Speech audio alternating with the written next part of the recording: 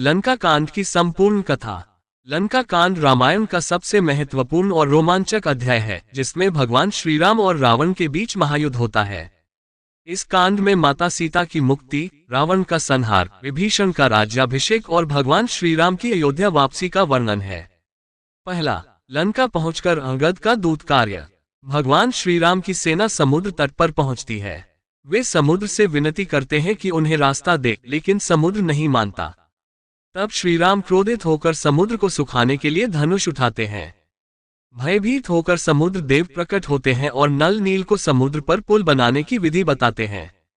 विभीषण, जो रावण का भाई था, उसने रावण को कई बार समझाया कि वह माता सीता को लौटा दे, लेकिन रावण ने उसकी बात नहीं मानी।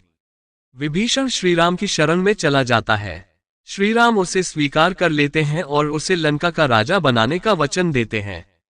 इसके बाद श्रीराम अंगद को रावण के दरबार में दूत बनाकर भेजते हैं।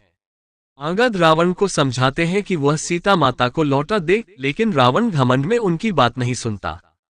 अंगद अपना पैर भूमि पर जमा कर चुनौती देते हैं कि अगर कोई भी उनका पैर हिला दे तो श्रीराम युद्ध छोड़ देंगे। रावण के सभी योद्धा असफल हो जाते हैं। दूसरा, युद्ध का प्रारंभ और रावण के सेनापतियों का वध। वानर सेना लंका पर आक्रमण कर देती है। रावण के सेनापति युद्ध में आते हैं, लेकिन श्रीराम की सेना उनका वध कर देती है। एक, मेघनाद इंद्रजीत और लक्ष्मण का युद्ध। मेघनाद मायावी शक्ति से लक्ष्मण को शक्ति बाण से मूर्छित कर देता है। हनुमान संजीवनी बूटी लाकर लक्ष्मण को पुनः स्वस्थ करते हैं। 2, कुंभकर्ण का वध। रावण का भाई कुंभकर्ण युद्ध में आता है और वानर सेना को भारी क्षति पहुंचाता है, लेकिन श्रीराम अंततः उसका वध कर देते हैं।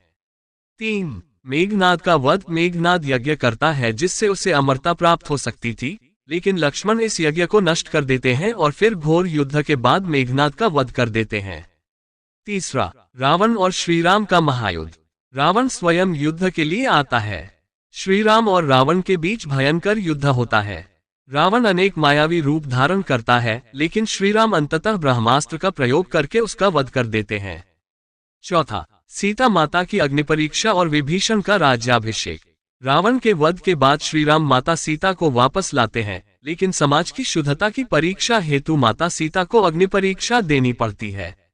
अग्निदेव स्वयं प्रकट होकर माता सीता की पवित्रता का प्रमाण देते हैं।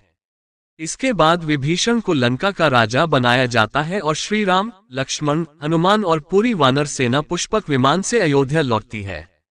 पचमा, श्रीराम की अयोध्या वापसी और रामराज्य की स्थापना। श्रीराम अयोध्या लौटते हैं, भरत उनका स्वागत करते हैं और उनका राज्याभिषेक होता है। अयोध्या में रामराज्य की स्थापना होती है, जहां सभी लोग धर्म, न्याय और सुख समृद्धि से जीवन व्यतीत करने लगते हैं। निष्कर्ष, लंका कांड हमें सिखाता है कि अहंकार का अंत निश्चित है, सच्चाई और धर्म की सदा विजय होती है। श्रीराम के धैर्य, वीरता और धर्मपरायणता का यह महान प्रसंग हमें सदैव प्रेरणा देता है।